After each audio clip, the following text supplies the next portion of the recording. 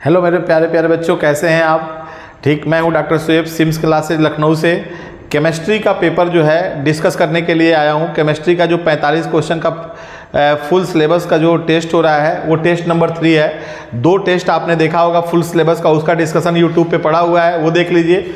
आज तीसरा टेस्ट है, तीसरे टेस्ट का डिस्कशन जो है हम लोग देखते हैं। ठीक, क्वेश्चन नंबर 1 है, कह रहा है कि एक क्वेश्चन नंबर 1 है, What will the molality of the solution, ठीक, containing 18.25 gram of HCl gas in 500 gram of water. हमको मोलैलिटी बताना है, तो हमारे पास मोलैलिटी का फार्मूला है, molality is equal to weight of solute, ठीक, in gram upon molecular weight of solute into mass of solvent in gram. अगर ग्राम में सॉल्वेंट का मास है, ठीक, तो ऊपर हम 1000 का मल्टीप्लाई कर देते हैं। ये हमारे पास फार्मूला है। ठीक, अब हम अपना वैल्यू पुट करेंगे। ठीक है, सॉल्यूट का वेट दिया है 18.25, ठीक, तो 18.25, ठीक। HCl का मॉलिक्यूलर वेट होगा, हाइड्रोजन का होता है 1 एटॉमिक वेट, क्लोरीन का होता है 35.5, तो ये 36.5 आ जाएगा। 36.5 इंटू 1000, बताइए, ये 500 ग्राम वाटर है सॉल्वेंट, तो 500 से मल्टीप्लाई कर देंगे, डिवाइड कर देंगे, तो ये 2 टाइम्स जाएगा, ये 2 टाइम्स, 2 से 2 कैंसिल हो जाएगा, तो आंसर आ जाएगा 1 मोलल। ठीक, small m for molal, capital M for molar, तो हमको मोलैलिटी है तो मोलर आंसर जाएगा। ठीक, तो आंसर ऑप्शन नंबर 4 हो जाएगा। ठीक, अगला क्वेश्चन देखते हैं। क्वेश्चन नंबर 2 कह रहा है कि विच of the following statement is correct about the reaction, ठीक, इन गिवन बिलो। हमारे पास ये रिएक्शन लिखा है, आयरन का ऑक्सीडेशन हो रहा है, ठीक है, और आयरन ऑक्साइड बन रहा है। तो कह रहा है कि the total mass of iron and oxygen in reactant is equal to total mass of iron and oxygen in product, therefore it follow law of conservation of mass. Law of conservation of mass कहता है कि reactant का total mass और product का total mass equal होता है।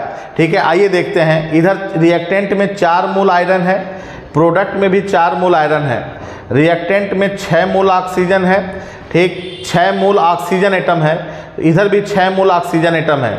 ठीक, तो मेरे बच्चे, जितना रिएक्टेंट के पास एलिमेंट है उतना ही प्रोडक्ट के पास एलिमेंट है। ठीक, तो इसका जो है रिएक्टेंट का मॉलिक्यूलर मास, टोटल मास, ठीक, प्रोडक्ट के टोटल मास के बराबर, तो ये लॉ ऑफ कंजर्वेशन ऑफ मास को फॉलो करेगा। केमिकल कॉम्बिनेशन के 5 लॉ हैं।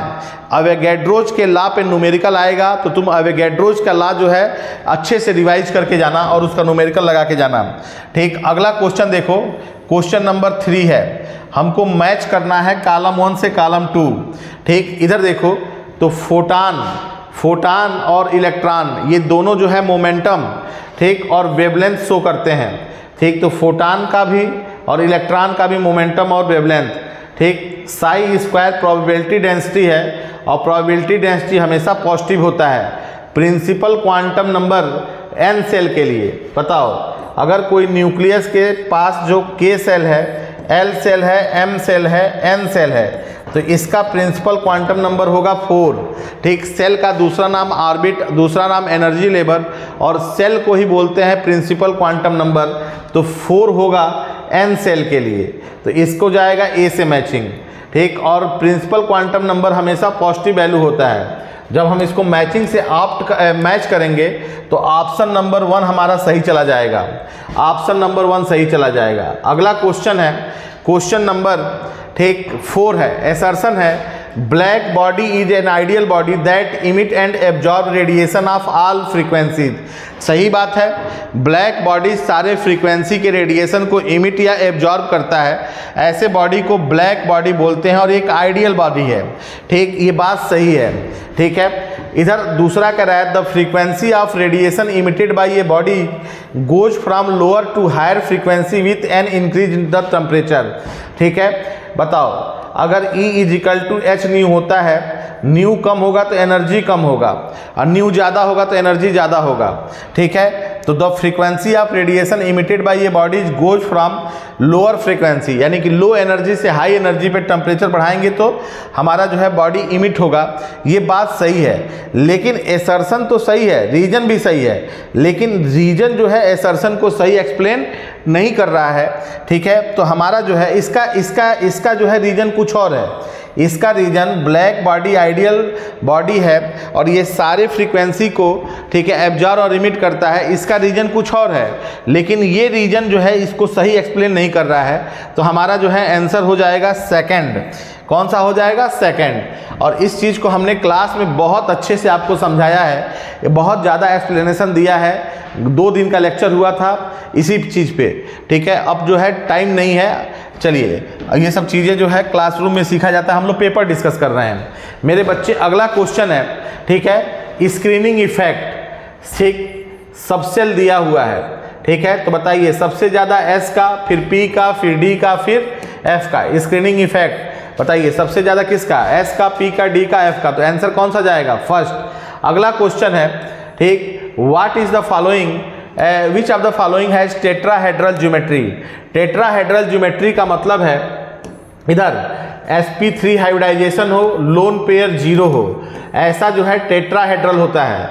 हमने आपको सिखाया था उनकी प्यारी पारुल सिटी लाई पर बजी बजाई से, ठीक है। और लोन पेयर 0 हो तो स्ट्रक्चर क्या हो? लोन पेयर प्रेजेंट हो तो 1 1 2 1 2 का 3 1 2 1 और 1, उस वाले कॉन्सेप्ट से देखेंगे। बताइए बोरान के बैलेंस सेल में 3 इलेक्ट्रॉन, 1 निगेटिव है, तो 1 इलेक्ट्रॉन और आ गया, 1 हाइड्रोजन लेके 1 बॉन्ड बना देगा, तो इसमें 4 सिग्मा होगा, 0 लोन पेयर होगा। इसको ऐड करेंगे तो 4 का मतलब 3 sp3 हाइड्राइड, 1 s का 3 p का, sp3 0 लोन पेयर, तो शेप होगा टेट्राहेड्रल। शेप क्या होगा? टेट्राहेड्रल। तो आंसर हो जाएगा फर्स्ट। अगला क्वेश्चन है, ठीक, अगला क्वेश्चन है, चलिए अगला क्वेश्चन नंबर 7 कह रहा है हमको इलेक्ट्रॉनिक कॉन्फ़िगरेशन लिखा है एलिमेंट का, और कह रहा है इलेक्ट्रॉन गेन इंथैल्पी का मैच करो। ठीक मेरे बच्चे, सबसे ज़्यादा निगेटिव में इलेक्ट्रॉन गेन इंथैल्पी हैलोजन का होता है, पॉजिटिव में इलेक्ट्रॉन, अच्छा हैलोजन के बाद कैल्कोजन का होता है, ऑक्सीजन फैमिली का। सबसे ज़्यादा निगेटिव में हैलोजन फैमिली का, उसके बाद ऑक्सीजन फैमिली का। ठीक, अच्छा पॉजिटिव में इलेक्ट्रॉन गैन इंथैल्पी होता है नोबल गैस का, ठीक है, यानी कि 0 ग्रुप का। तो मेरे बच्चे आ जाइए, सबसे ज़्यादा निगेटिव, तो ये वाला निगेटिव हैलोजन फैमिली का होगा। और हैलोजन का जो बैलेंस इलेक्ट्रॉन का इलेक्ट्रॉनिक कॉन्फ़िगरेशन होता है NH2NP5। ठीक, तो देखो NH2NP5 2s2 2p5। ठीक, तो बताओ इसकी मैचिंग, थर्ड की मैचिंग हो जाएगी बी से। ठीक है, थर्ड का बी एक ही ऑप्शन में है। ठीक, तो ये कट गया, तो आंसर हो जाएगा फर्स्ट। अब देखो पहले का NH2NP6, ये नोबल गैस है NH2NP6, तो बताओ इसका पॉजिटिव एक ही ऑप्शन है, पहले का डी। ठीक, दूसरे का देखो, अब देखो ये है तुम्हारा एस ब्लॉक का फर्स्ट ए का निगेटिव, और ये देखो ये तुम्हारा जो है ऑक्सीजन फैमिली। ठीक, तो ऑक्सीजन फैमिली का इसके बाद तो ये हो जाएगा सी और इसका हो जाएगा ए, तो आंसर हो जाएगा फर्स्ट। हमारी बात याद रखो, ठीक, सबसे ज़्यादा इलेक्ट्रॉन गेन इंथैल्पी हैलोजन का होता है। हैलोजन में भी अगर आर्डर बनाना हो तो हैलोजन में आर्डर होता है क्लोरीन का, फ्लोरीन का, ब्रोमीन का, आयोडीन का। इलेक्ट्रॉन गेन इंथैल्पी या इलेक्ट्रॉन गेन इंथैल्पी या इलेक्ट्रॉन एफिनिटी का, ठीक, ये डिक्रीजिंग आर्डर है। चलिए मेरे बच्चे, ये खूब पूछा गया है और ये मैचिंग भी आपको आ सकता है। अगला क्वेश्चन है क्वेश्चन नंबर 8। ठीक, क्वेश्चन नंबर 8 कह रहा है which of the following option represent correct bond order. आप इलेक्ट्रॉन गिन लीजिए, इसके पास देखिए, ठीक है, O2 माइनस के पास 8 दूनी 16 17 इलेक्ट्रॉन है। ठीक, O2 के पास 16 इलेक्ट्रॉन है, O2 प्लस के पास 8 दूनी 16 15 इलेक्ट्रॉन है। तो सबसे ज़्यादा, अच्छा 15 है। लाइन डायग्राम हमने आपको बताया था 14 15 16 17, 14 पे 3, 15 पे 2.5, 16 पे 2, 17 पे 1.5, 18 पे 1। लाइन डायग्राम खींच के हमने बताया था। और उधर जाओ, अगर 13 12 11 10, तो वही वाला उधर भी लगता था। तो बताओ सबसे ज़्यादा होगा बॉन्ड आर्डर 15 का, 15 इलेक्ट्रॉन पे बॉन्ड आर्डर होता है 2.5, 16 पे होता है 2 और 17 पे होता है 1.5।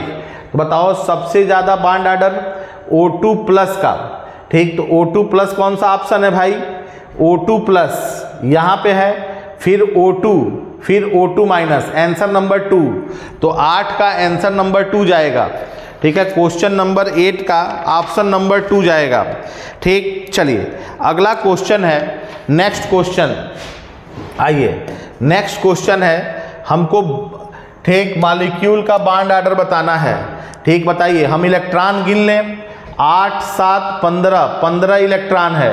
बताओ 8 6 14, 14 इलेक्ट्रॉन है। 8 दूनी 16, 1 17 इलेक्ट्रॉन है। हम इलेक्ट्रॉन गिन रहे हैं, ठीक। और 8 दूनी 16। बताओ CO का बॉन्ड ऑर्डर कितना, 14 का बॉन्ड ऑर्डर होता है 3, जिसके पास 14 इलेक्ट्रॉन होता है। 15 का होता है 2.5, तो पहले का C, ठीक, ये कट गया और ये कट गया। दूसरे का, ठीक, D, ठीक है, दूसरे का D, ये देखो पहले का C दूसरे का D, एक ही ऑप्शन में है, चौथा ऑप्शन, ठीक। और बताइए 17 इलेक्ट्रॉन तो 1.5, 16 इलेक्ट्रॉन तो 2, ठीक। तो दूसरे का A और चौथे का D, तो आंसर हमारा चला जाएगा B वाला, ठीक है। चौथा ऑप्शन चला जाएगा, बॉन्ड ऑर्डर की मैचिंग। अगला क्वेश्चन है, ठीक, अगला क्वेश्चन है मेरे बच्चे, अगला क्वेश्चन है, कह रहा है कि consider the reaction given below, ठीक, on the basis of this reaction find out which of the algebraic equation in option A to D, ठीक, करेक्ट। बताइए, ये देखिए यहाँ पे मेथेन बन रहा है और यहाँ पे भी मेथेन बन रहा है, लेकिन यहाँ पे जो मेथेन है अपने स्टेबल कॉन्स्टिट्यूएंट से बन रहा है, यहाँ पे मेथेन अपने स्टेबल कॉन्स्टिट्यूएंट से नहीं बन रहा है। कार्बन का स्टेबल कॉन्स्टिट्यूएंट ग्रेफाइट है और हाइड्रोजन H2 गैस है, यहाँ हाइड्रोजन एटम से बन रहा है। तो मेरे बच्चे जब स्टेबल कॉन्स्टिट्यूएंट से बनता है, ठीक है, तो मेरे बच्चे उसकी हीट ऑफ फॉर्मेशन कम होता है। हीट ऑफ फॉर्मेशन क्या होता है, कम होता है, ठीक। तो मेरे बच्चे जब हीट ऑफ फॉर्मेशन कम होगा तो Y कम होगा X से, ठीक। तो X ज़्यादा होगा Y से, आंसर नंबर चला जाएगा कौन सा, 3। जब कोई मॉलिक्यूल का फॉर्मेशन हो अपने स्टेबल कॉन्स्टिट्यूएंट से, तो बताओ वो ज़्यादा स्टेबल है, तो मेरे बच्चे स्टेबिलिटी और एनर्जी में इन्वर्स रिलेशन होता है, तो इसकी एनर्जी कम होगी और इसकी एनर्जी, क्योंकि ये अपने स्टेबल से नहीं बन रहा है, इसकी एनर्जी ज़्यादा होगी, तो आंसर चला जाएगा 3rd। तो 10वां का आंसर है 3rd, ठीक। अगला क्वेश्चन है क्वेश्चन नंबर 11, क्वेश्चन नंबर 11 आ जाइए, क्वेश्चन नंबर 11 आ जाइए। क्वेश्चन नंबर 11 कह रहा है हमारे पास डेल्टा G, डेल्टा S और डेल्टा H दिया है। कह रहा है कौन सा बात डिस्क्रिप्शन में सही है। आपको पता है डेल्टा G, ठीक है, हमने बताया था delta G is equal to delta H minus T delta S, ठीक। मेरे बच्चे किसी भी टेम्परेचर पे एट एनी टेम्परेचर,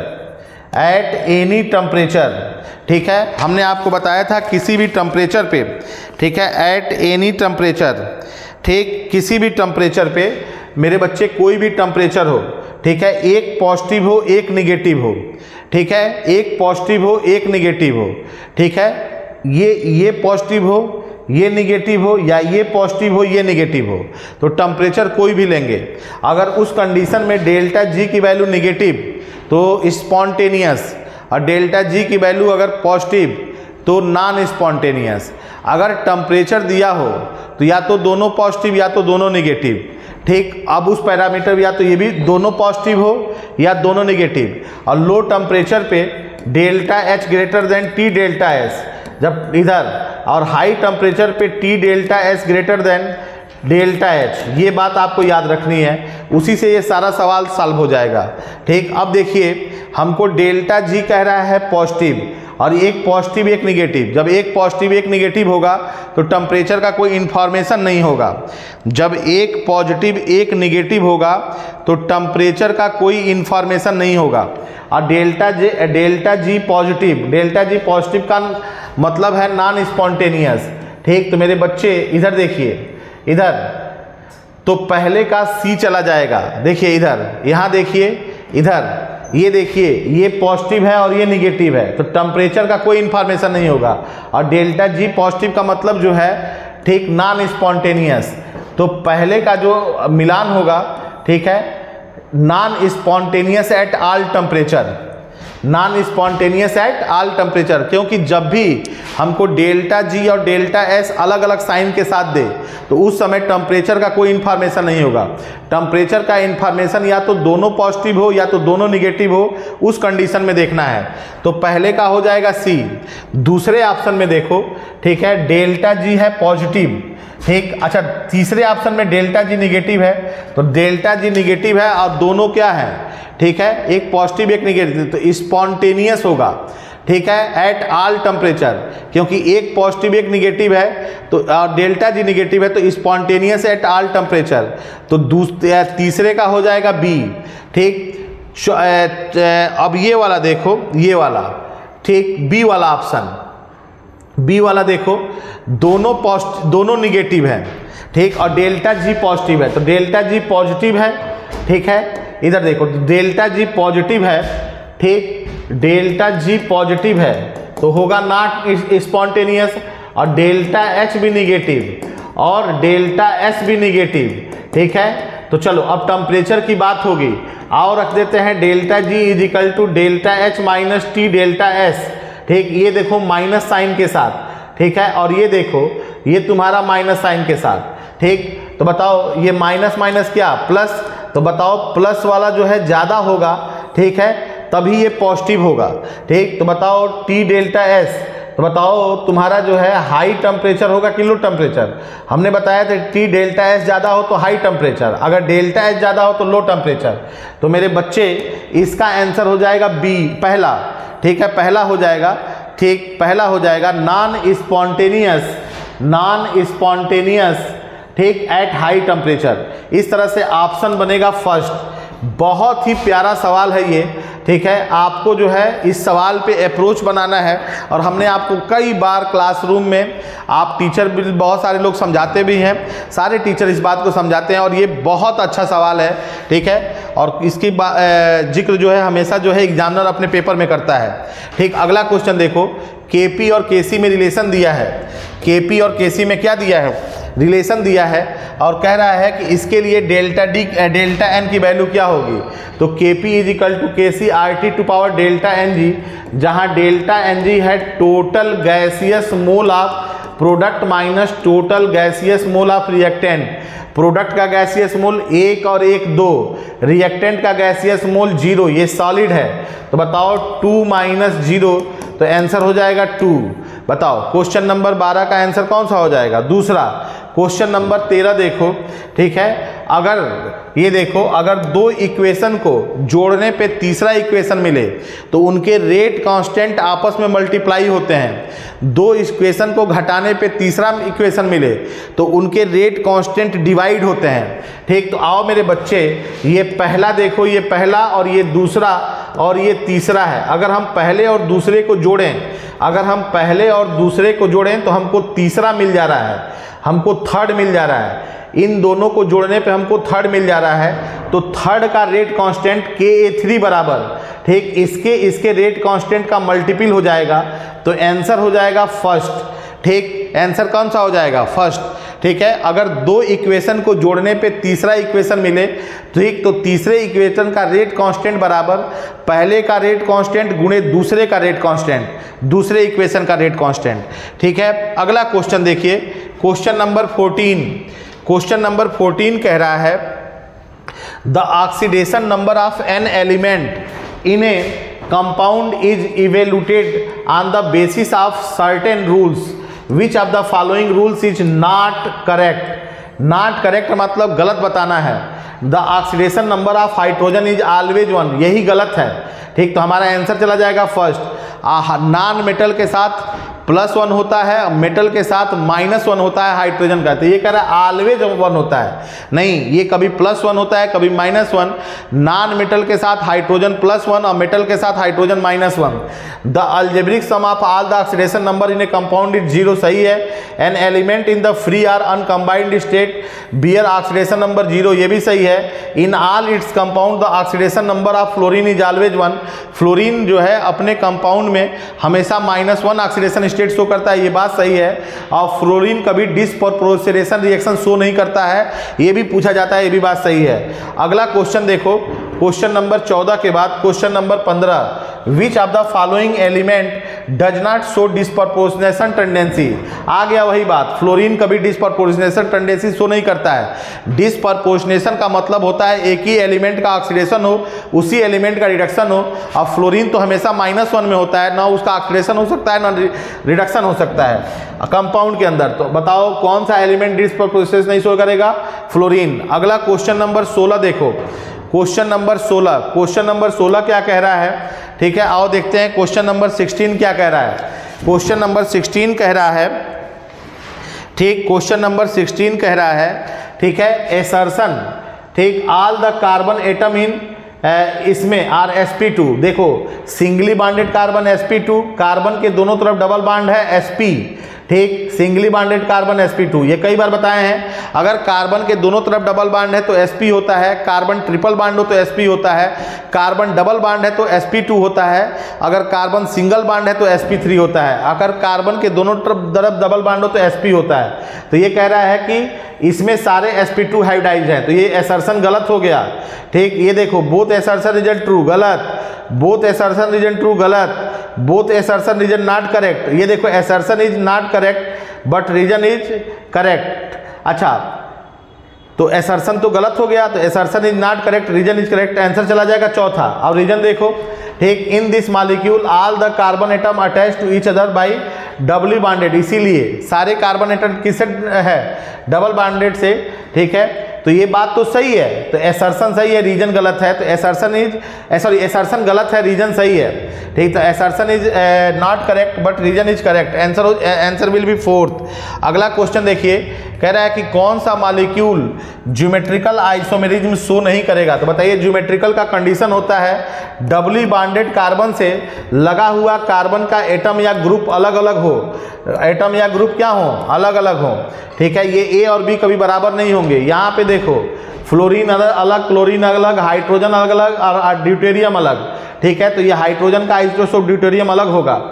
यहाँ देखो फ्लोरीन अलग, क्लोरीन अलग, फ्लोरीन अलग, क्लोरीन अलग। ठीक है, यहाँ देखो, तो ये देखो कह रहा है कौन सा शो नहीं करेगा।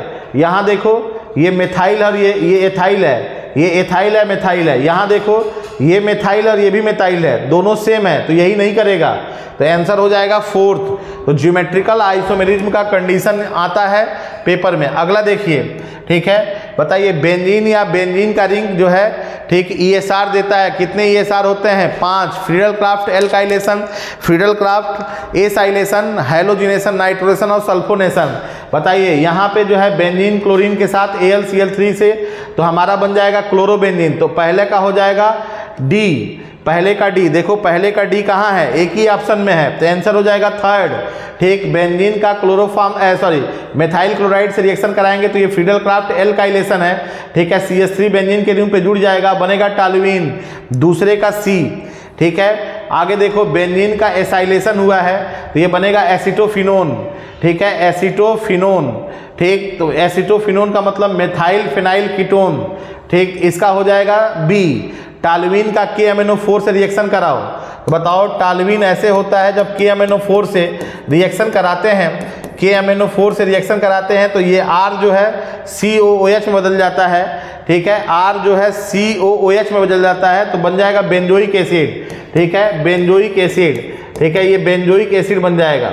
ठीक, तो आंसर हो जाएगा कौन सा? थर्ड। ठीक, और ये रिएक्शन भी हम इसी बहाने सारा देख लिए। अगला क्वेश्चन है क्वेश्चन नंबर 19। ये दूसरे टेस्ट में इसका हमने जो है डिस्कशन करा दिया था। ठीक, आओ देख लेते हैं। ठीक है, हमको स्ट्रेट लाइन खींचना है EMg+2 इसके और बताओ किसके बीच में? log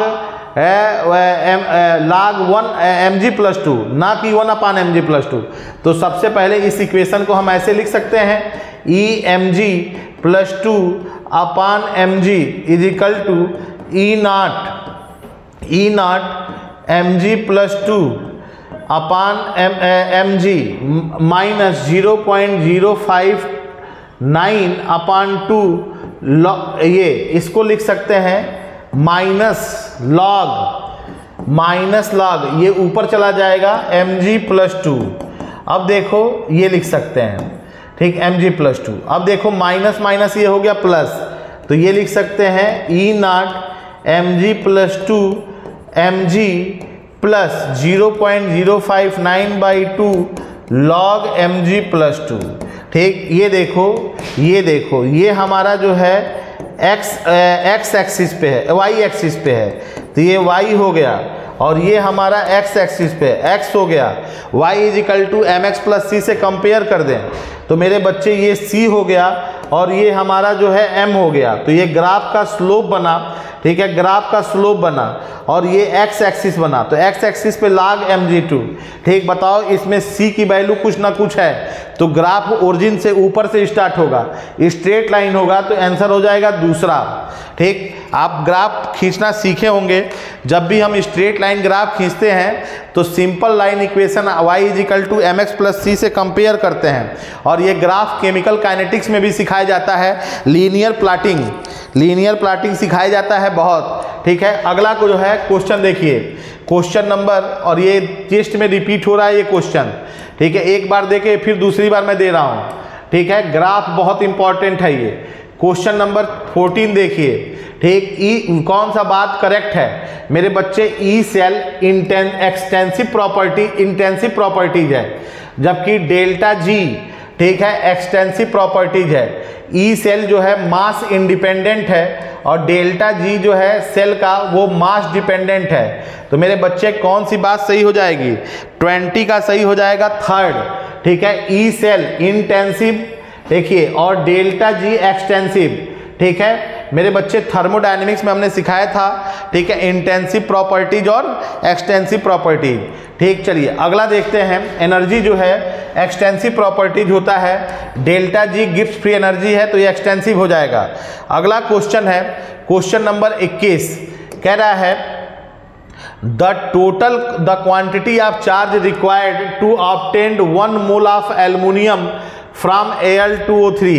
मेरे बच्चे Al2O3, ठीक, इधर Al2O3 को तो जब हम तोड़ेंगे, ठीक, Al2O3 को जब हम तोड़ेंगे तो ये बनेगा 2Al+3, 2Al+3। तो बताओ, इधर कह रहा है कि 1 मोल एल्युमिनियम से, ठीक, 1 मोल एल्युमिनियम से, ठीक, बताओ कितना जो है, ठीक, 1 मोल एल्युमिनियम कह रहा है, 1 mole aluminium, the quantity of aluminium obtained from 1 mole of aluminium from Al2O3, ठीक, to obtain 1 mole of aluminium. ठीक, तो मेरे बच्चे बताओ ये 2Al+3, इसको बताओ करना हो तो 2/3 6 इलेक्ट्रॉन, 6 मोल इलेक्ट्रॉन का मतलब 6 फैरेड। ठीक, तो बताओ 2 मोल के लिए 6 फैरेड, तो 1 मोल के लिए कितना? 3 फैरेड। हमको 1 मोल कह रहा है तो 3 फैरेड। अगर कहता कि the quantity of charge required to obtain aluminium from Al2O3, तब लगाते हैं हम 6 फैरेड। तो इसका आंसर कितना हो जाएगा? 1 फैरेड। बताओ मोल ऑफ इलेक्ट्रॉन = फैरेड। ठीक, मोल ऑफ इलेक्ट्रॉन = क्या होता है? फैरेड के बराबर होता है, नंबर ऑफ फैरेड के बराबर होता है। अगला क्वेश्चन है, ठीक है, अगला क्वेश्चन है क्वेश्चन नंबर 22। हमारे पास अर्हीनियस इक्वेशन दिया है और उसके बारे में कुछ बात लिख रहा है। ठीक, मेरे बच्चे इधर देखिए, अर्हीनियस इक्वेशन दिया है हमारे पास, इसके बारे में कुछ बात लिख रहा है। ठीक, कह रहा है question number 22, rate constant increases exponentially with increasing activation energy and decreasing temperature. नहीं, रेट कांस्टेंट टेम्परेचर बढ़ाने पे बढ़ता है, ये डिक्रीजिंग टेम्परेचर कर दे रहा है, गलत। यहाँ भी डिक्रीजिंग टेम्परेचर गलत, ठीक, यहाँ भी डिक्रीजिंग टेम्परेचर गलत, तो आंसर हो जाएगा हमारा इंक्रीजिंग टेम्परेचर, चौथा सही हो जाएगा। अब देखो, rate constant increases exponentially with decreasing activation energy, activation energy को कम करने पे और टेम्परेचर को बढ़ाने पे रेट कांस्टेंट एक्सपोनेंशियली बढ़ता है। ठीक, एक्टिवेशन एनर्जी को कम करने और टेम्परेचर को बढ़ाने पे रेट कांस्टेंट एक्सपोनेंशियली क्या करता है? इंक्रीज करता है। तो आंसर हो जाएगा 4th। मेरे बच्चे, ये पेपर का डिस्कशन चल रहा है और यहाँ पे हम आपको जो है क्लासरूम की तरह नहीं, बस पेपर हम आपको डिस्कस करा रहे हैं, जल्दी जल्दी आपको आंसर बता रहे हैं। ठीक है, क्वेश्चन नंबर 23 हमारे पास जो है कोलिजन थ्योरी को लेके कह रहा है कौन सी बात जो है गलत है। ठीक, इन कंसीडर द कोलिजन थ्योरी में ये माना गया कि जो रिएक्टिंग मॉलिक्यूल या एटम होते हैं वो हार्ड स्फीयर होते हैं और उनके स्ट्रक्चर को इग्नोर किया, ये सही है। Number of effective collision determine the rate of reaction, ये भी बात सही है। कोलिजन ऑफ एटम और molecule passing sufficient threshold energy result into the product. बताओ सफिशिएंट एनर्जी के साथ साथ प्रॉपर ओरिएंटेशन भी होना चाहिए, तो यही बात गलत है। अगला जो स्टेटमेंट है उसमें थ्रेशोल्ड एनर्जी के साथ साथ प्रॉपर ओरिएंटेशन लिखा है, तो ये सही है। ये आधा अधूरा स्टेटमेंट है, तो ये गलत हो गया। ठीक है, अगला क्वेश्चन, तो कोलिजन थ्योरी रिवाइज हो गया हमारा, कोलिजन थ्योरी। ठीक, अगला क्वेश्चन है, ठीक, अगला क्वेश्चन है amongst the following ions one has the highest magnetic moment। सबसे पहले हम इसका क्या निकाल लें, ठीक है, इधर सबसे पहले हम इसके पास अनपेयर्ड इलेक्ट्रॉन निकाल लें, और जितना ज़्यादा अनपेयर्ड इलेक्ट्रॉन उतना ही ज़्यादा मैग्नेटिक मोमेंट, और मैग्नेटिक मोमेंट का फार्मूला होता है √n+2 बोहर मैग्नेटॉन, जहां n जो है नंबर ऑफ अनपेयर्ड इलेक्ट्रॉन है, जहां n क्या है, नंबर ऑफ अनपेयर्ड इलेक्ट्रॉन। ठीक, तो मेरे बच्चे यहाँ देखो, अगर हम करेंगे तो वाटर होता है न्यूट्रल, तो ये Cr+3 आ जाएगा। ठीक, Cr+3। क्रोमियम का होता है 3d5 Cr+3 का करेंगे तो 3d3 आ जाएगा।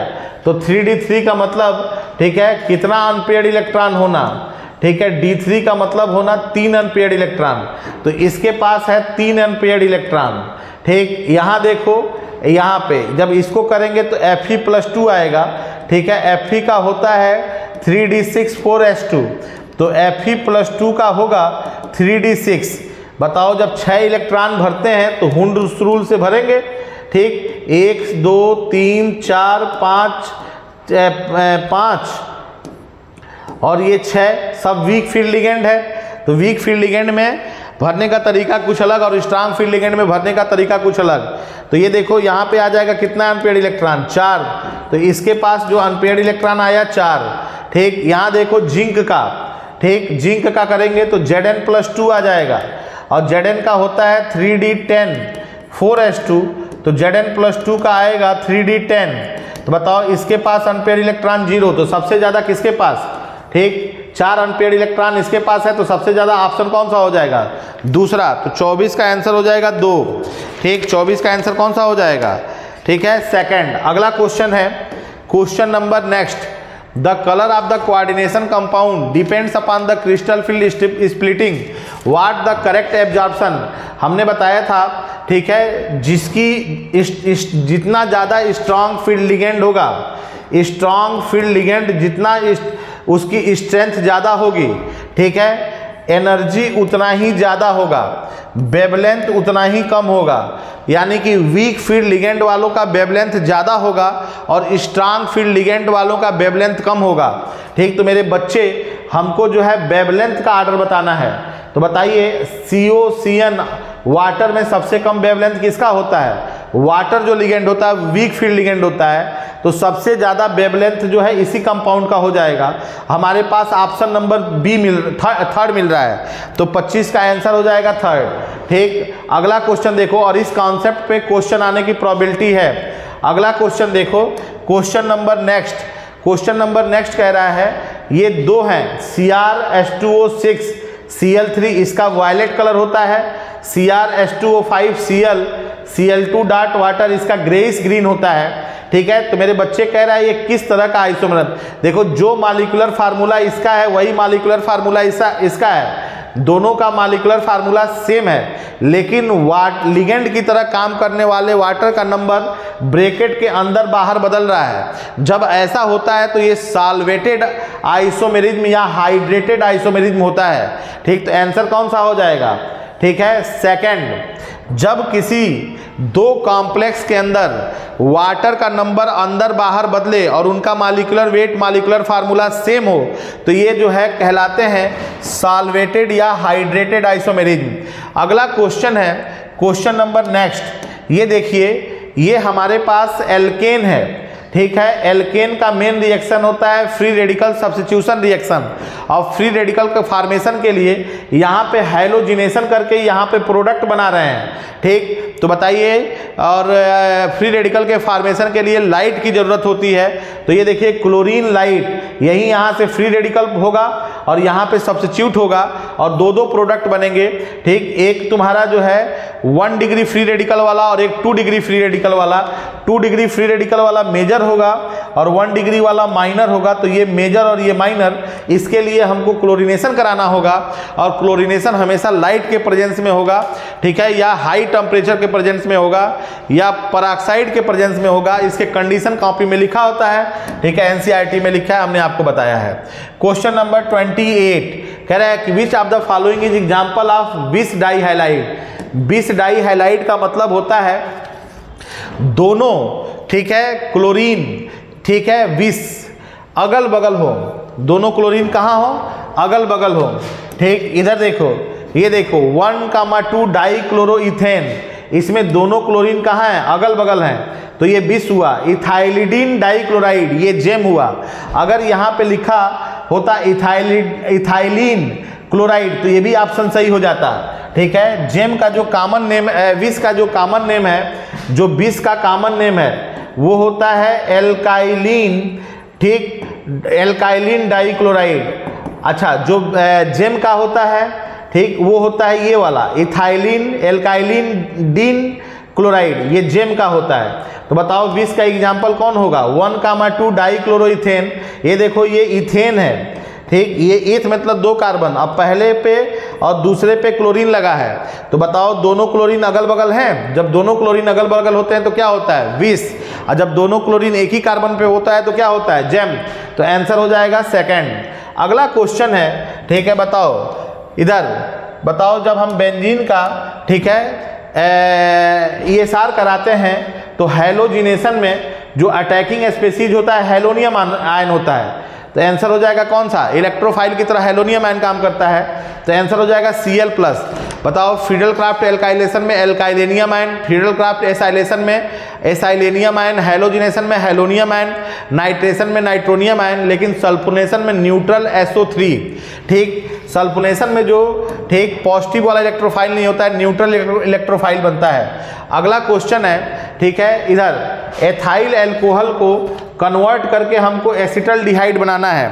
एथाइल एल्कोहल को जब हम कन्वर्ट करते हैं एसिटल्डिहाइड में, ठीक है, तो बताइए एथाइल एल्कोहल प्राइमरी एल्कोहल है।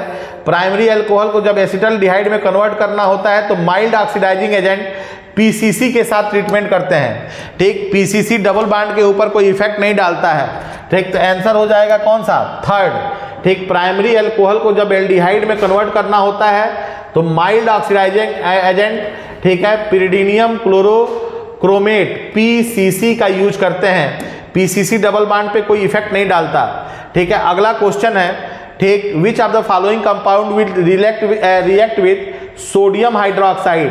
सोडियम हाइड्रोक्साइड फिनाल के साथ रिएक्शन करता है, एल्कोहल के साथ रिएक्शन नहीं करता है। ये एल्कोहल है, सॉरी, ये देखो ये एल्कोहल है, ये एल्कोहल है, ये एल्कोहल है, ये फिनाल है, तो इसी के साथ रिएक्शन करेगा और बनाएगा सोडियम फिनॉक्साइड। एल्कोहल के साथ जो है NaOH का रिएक्शन नहीं होता, एल्कोहल के साथ NaOH का रिएक्शन नहीं होता, फिनाल के साथ होता है।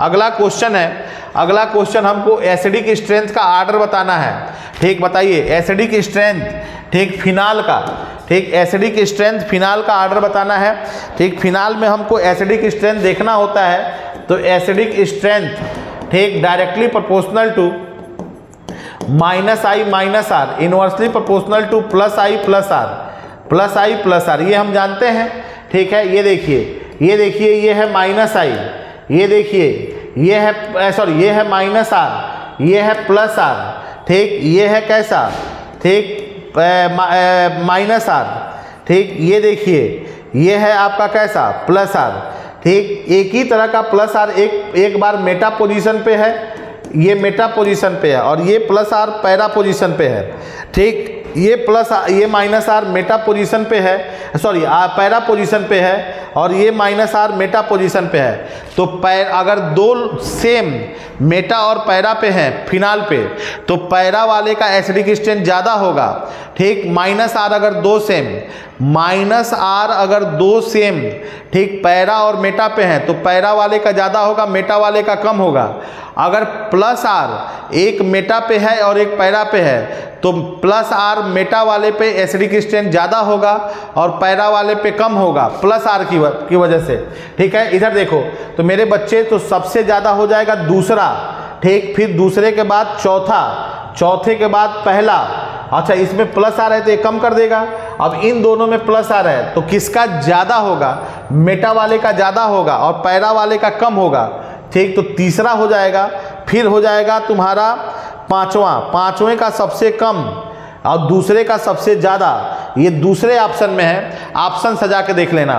Question number next, question number next देखो। ठीक, कह रहा है कि एसिडिक स्ट्रेंथ बताओ मेरे बच्चे, एसिडिक स्ट्रेंथ एक है फिनाल, एक है एथेनॉल, एक है क्लोरो एसिटिक एसिड और एक है एसिड। ठीक, बताओ एसिड का तो ज़्यादा होगा, ये एसिटिक एसिड है और ये है तुम्हारा क्लोरो एसिटिक एसिड। ठीक, बताओ यहाँ पे माइनस आई है, ये क्लोरो एसिटिक एसिड है। ठीक, तो बताओ माइनस आई आने से इसकी एसिडिक स्ट्रेंथ क्या हो जाएगी? बढ़ जाएगी, तो क्लोरो एसिटिक एसिड का ज़्यादा। ठीक, फिर एसिटिक एसिड का, फिर फिनाल का, फिर एथेनॉल का। ठीक, phenol is more basic than, ठीक है, एल्कोहल, एलिफेटिक एल्कोहल और फिनाल में अगर देखा जाए तो फिनाल की एसिडिक स्ट्रेंथ ज़्यादा होता है। ठीक है, और इसका जो है एल्कोहल का कम होता है क्योंकि इसमें फिनॉक्साइड आयन बनता है और इसमें जो है आपका जो है एल्कोक्साइड आयन बनता है। अगला क्वेश्चन जो है, ठीक, तो बताओ आंसर हो जाएगा थर्ड। ये सब सवाल आपको डायरेक्ट मिलने वाले हैं। ठीक, अगला क्वेश्चन, अगला क्वेश्चन कह रहा है कि कैनिजारो रिएक्शन कौन नहीं देगा? तो कैनिजारो रिएक्शन वो नहीं देता है जिसके पास अल्फा हाइड्रोजन ना हो। ये देखिए कार्बन है, ठीक, बताइए फंक्शनल ग्रुप से लगा हुआ अल्फा कार्बन, अब इसके पास कोई अल्फा हाइड्रोजन नहीं है, इसके पास भी कोई अल्फा हाइड्रोजन नहीं है, बेंजल्डिहाइड के पास कोई अल्फा हाइड्रोजन नहीं। ठीक है, इसके पास भी, फॉर्मल्डिहाइड के पास भी कोई अल्फा हाइड्रोजन नहीं। बताइए ये फंक्शनल ग्रुप से लगा हुआ कार्बन अल्फा कार्बन, उससे लगा हुआ हाइड्रोजन, इसके पास 3 अल्फा हाइड्रोजन है, तो एसिटल्डिहाइड कैनिजारो नहीं देगा। ठीक है, तो बताइए आंसर कौन सा हो जाएगा? फोर्थ, कैनिजारो रिएक्शन, ठीक, में डिस्प्रपोर्शनेशन रिएक्शन होता है। ठीक है, एल्डिहाइड रिड्यूस्ड होकर एल्कोहल CH2OH बनाएगा और एल्डिहाइड जब ऑक्सीडाइज्ड होगा तो एसिड का साल्ट बनाएगा। ठीक है, कैनिजारो रिएक्शन अच्छे से पढ़ के जाइएगा। ठीक है मेरे बच्चे, अगला क्वेश्चन, ठीक, अगला क्वेश्चन देखिए, विच ऑफ द फॉलोइंग इज, अच्छा कैनिजारो रिएक्शन में, ठीक, कंसंट्रेट बेस हीट करेंगे एबव रूम टेम्परेचर, एल्डोल में dilute base below room temperature. तो एल्डोल और कैनिजारो खूब अच्छे से पढ़ के जाना। ठीक, अगला क्वेश्चन देखो, which of the following is tertiary Amin.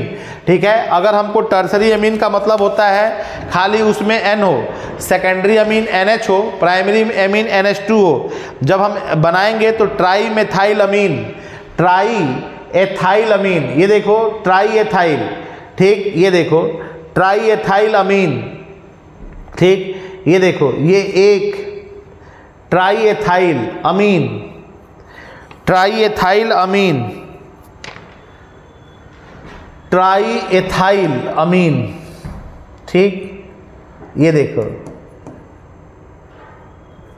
Try ethyl C2H5 3 बार, ठीक, ट्राई एथाइल अमीन CN। तो आंसर हो जाएगा कौन सा? सेकंड, ये टर्सरी अमीन है। ठीक, अगला question, question number strongest base aqueous medium में। ठीक है, एक्वस मीडियम में जब मेथाइल था तो हमने तुमको बताया था 213N, जब एथाइल था तो 231N, तो सेकेंडरी। ठीक, चलिए 36 का हो जाएगा थर्ड। अगला क्वेश्चन है question number, the source of nitrogen in Gabriel phthalimide synthesis. ठीक, तो बताइए क्या था सोर्स? ठीक, पोटेशियम थैलामाइड।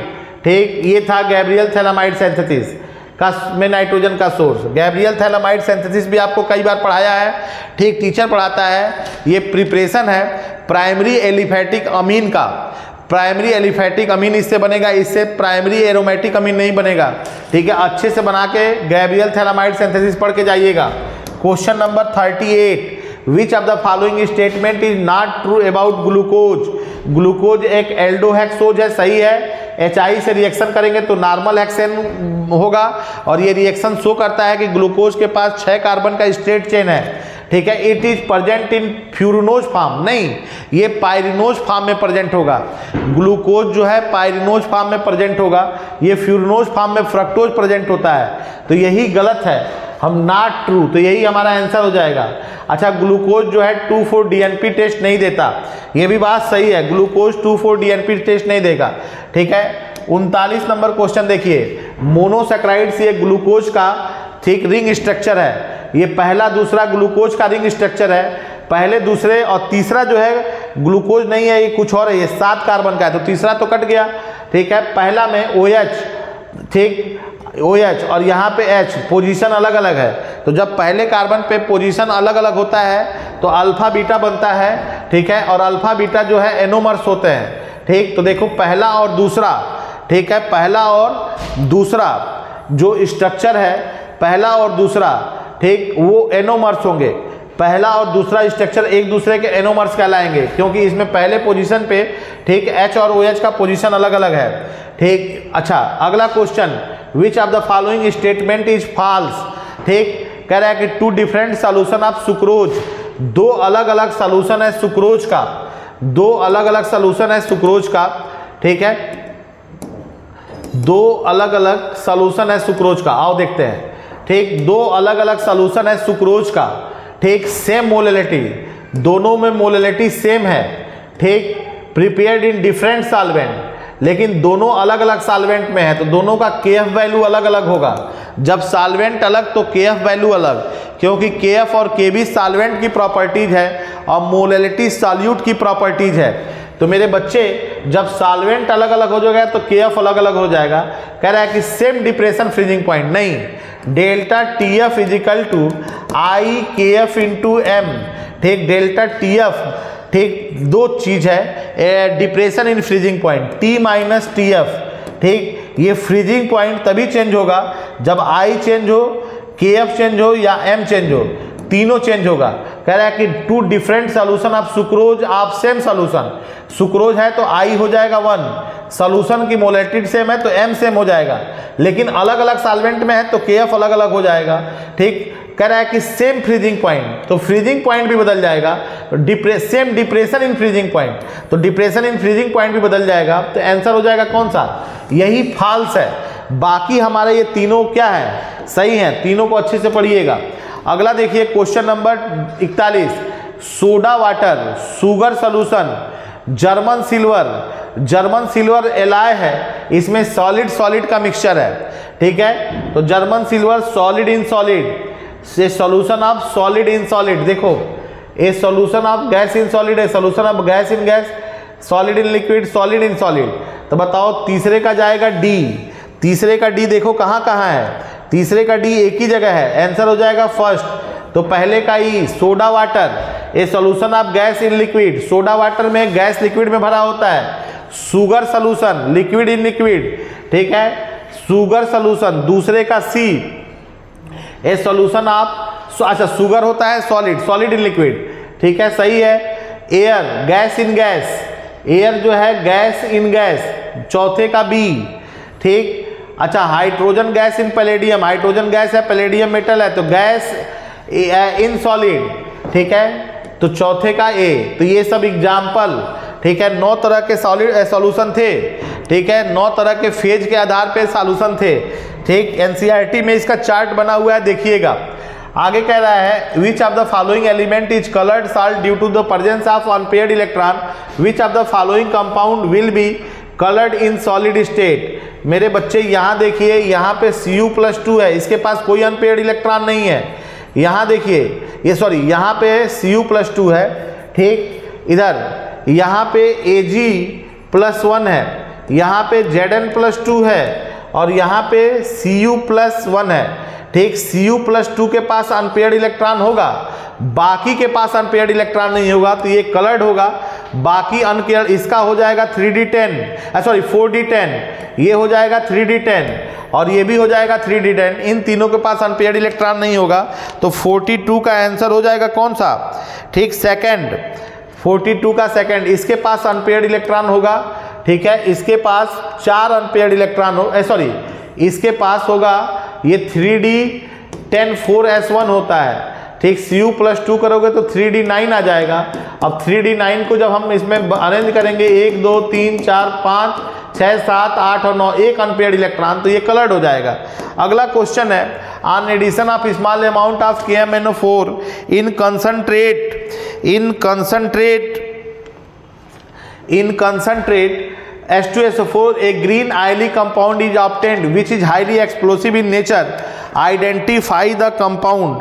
करेक्ट कि कंपाउंड को क्या करो, आइडेंटिफाई करो, ठीक, कौन सा जो है ये कंपाउंड होगा, तो ये कंपाउंड होगा Mn2O7, आंसर हो जाएगा फर्स्ट, ठीक। अगला क्वेश्चन है, ठीक, इधर इसकी मैचिंग करनी है, कलर्ड कंपाउंड की मैचिंग करनी है। ये ग्रीन विट्राल है, इसका पेल येलो पेल ग्रीन होगा, ठीक, तो पहले का डी देखो कहीं है, पहले का डी पहले ही ऑप्शन में है, पहले का डी जो है पहले ही ऑप्शन में है, तो आंसर हो जाएगा फर्स्ट। बाकी का कलर हम याद कर लेंगे।